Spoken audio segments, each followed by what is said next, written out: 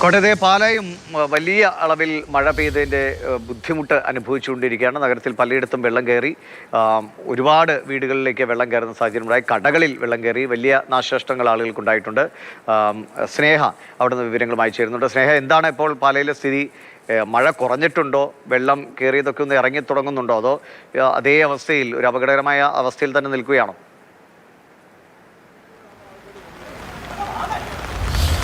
ദിവിഷ, പാലയിൽ ഇപ്പോഴും മഴ തുടരുകയാണ്. ഒരു ഉച്ചയോടുകൂടി തന്നെ വെള്ളം ഇറങ്ങുമെന്നൊരു പ്രതീക്ഷയൊക്കെ ഉണ്ടായിരുന്നു. പക്ഷേ ഒരു തരത്തിലും വെള്ളം ഇറങ്ങാത്ത അതേ അപകടാവസ്ഥയിൽ തന്നെ തുടരുന്ന ഒരവസ്ഥയാണ് നമ്മളിപ്പോൾ ഉള്ളത്. പാല അരുണാപുരമാണ്. ഈ വണ്ടിയൊക്കെ തിരിഞ്ഞു പോകുന്നത് കോട്ടയത്തേക്കുള്ള വഴിയാണ്. സമീപത്തായിട്ട് കുറേ കടകളൊക്കെ നമുക്ക് കാണാം. കടകളിൽ ഇപ്പോഴും സാധനങ്ങളൊക്കെ തന്നെയുണ്ട്. കുറച്ച് കടകളിൽ സാധനങ്ങളൊക്കെ അവർ ഈ വെള്ളം കയറുന്ന സമയത്ത് മാറ്റി. പക്ഷേ ഈ മിക്ക കടകളിലും സാധനങ്ങളൊക്കെ അതേപടി തന്നെ ഇരിക്കുകയാണ്. അപ്പോൾ ആളുകൾ പറയുന്നത്, അതായത് മീനച്ചിലാറിൽ ഇങ്ങനെ കരകവിഞ്ഞൊഴുകുമ്പോൾ ഇതിന് തൊട്ടടുത്തായിട്ട്, അതായത് ഈ കാണുന്ന കടകൾക്ക് പുറകിലായിട്ടൊരു തോടുണ്ട്.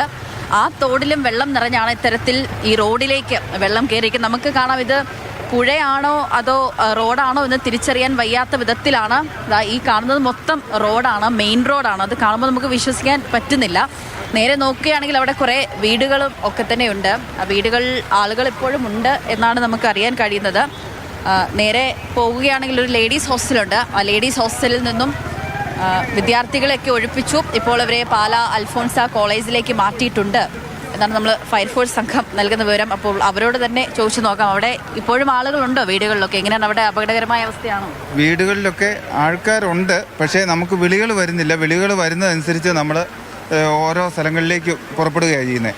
അപ്പം ഇപ്പം ഞങ്ങളിവിടെ വരുവാനായിട്ട് കാരണം, റോസ്മേരി എന്ന ഹോസ്റ്റലിൽ 30ഓളം പെൺകുട്ടികൾ കുടുങ്ങിക്കിടക്കുന്നു എന്നുള്ള വാർത്തയെ തുടർന്ന് ഫോൺ സന്ദേശം ലഭിച്ചതിൻ്റെ അടിസ്ഥാനത്തിലാണ് ഞങ്ങൾ ഇവിടെ എത്തുക.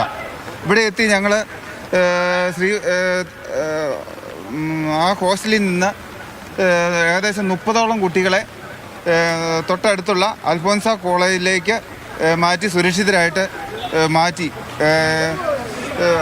അവരുടെ അപകടാവസ്ഥ ഒഴിവാക്കി. ഞങ്ങൾ അങ്ങോട്ടേക്കൊക്കെ എങ്ങനെയാണ് വെള്ളം? ഉണ്ട്, നമ്മുടെ അരയ്ക്ക് മുകളിലോളം വെള്ളമുണ്ട്, നല്ല ഒഴുക്കുമുണ്ട്. അതുകൊണ്ട് തന്നെ നമ്മൾ വളരെ ശ്രദ്ധയോടുകൂടിയാണ് ഇത്ര വർക്കുകൾ ചെയ്തത്. ഇപ്പോഴും അവിടെ വീടുകളുണ്ടല്ലോ, അപ്പോൾ ആളുകൾ അവിടെ തുടരുവാണോ മാറ്റി താമസിക്കാൻ? പലരും വീടുകളിൽ നിന്ന് മാറുവാനായിട്ട് തയ്യാറാകുന്നില്ല. എല്ലാ വർഷത്തെ അനുഭവങ്ങൾ വെച്ച് അവരെന്നാ ചെയ്യുന്നു, വെള്ളം പെട്ടെന്ന് ഇറങ്ങി പോകുമെന്നുള്ളൊരു ധാരണ അവർക്കുണ്ട്. നമ്മൾ ആവശ്യപ്പെട്ടാലും അവർ മാറുവാനായിട്ട് തയ്യാറാകുന്നില്ല. പക്ഷേ നമ്മൾ പരമാവധി അവരെ ഇങ്ങനെ കാണുന്ന ആൾക്കാരെ നമ്മൾ നിർബന്ധിച്ച് നമ്മൾ സുരക്ഷിത സ്ഥാനത്തിലേക്ക് മാറ്റുന്നുണ്ട്. അപ്പോൾ ആരും തയ്യാറല്ല അല്ലേ, മാറാൻ തയ്യാറാണെന്നാണ്. പക്ഷേ രാവിലെ തൊട്ട് ഇങ്ങനെ തന്നെ തുടരുകയാണ്. രാവിലെ തൊട്ട് തന്നെ ഇങ്ങനെ തുടരുകയാണ്. ഞങ്ങൾ വിവിധ സ്ഥലങ്ങളിൽ നിന്ന് പുളിമൂട്ടിൽ, അതുപോലെ തന്നെ മറ്റൊരു കച്ചവട സ്ഥാപനമുണ്ട്, അങ്ങനെ ജോലി ചെയ്യുന്ന ജീവനക്കാരെ നമ്മൾ സുരക്ഷിതമായ സ്ഥാനത്തേക്ക് മാറ്റിയിട്ടുണ്ട്. ശരി, പാല അരുണാപുരത്തുനിന്നുള്ള വിവരങ്ങളാണ് സ്നേഹമോൾ നൈനാൻ നമ്മളോട് പങ്കുവയ്ക്കുന്നത്. ഫയർഫോഴ്സിന്റെ ഉദ്യോഗസ്ഥർ അവിടെയുണ്ട്. അദ്ദേഹം തന്നെ പറഞ്ഞതനുസരിച്ച് അങ്ങനെ അധികം വിളികൾ വരുന്നില്ല.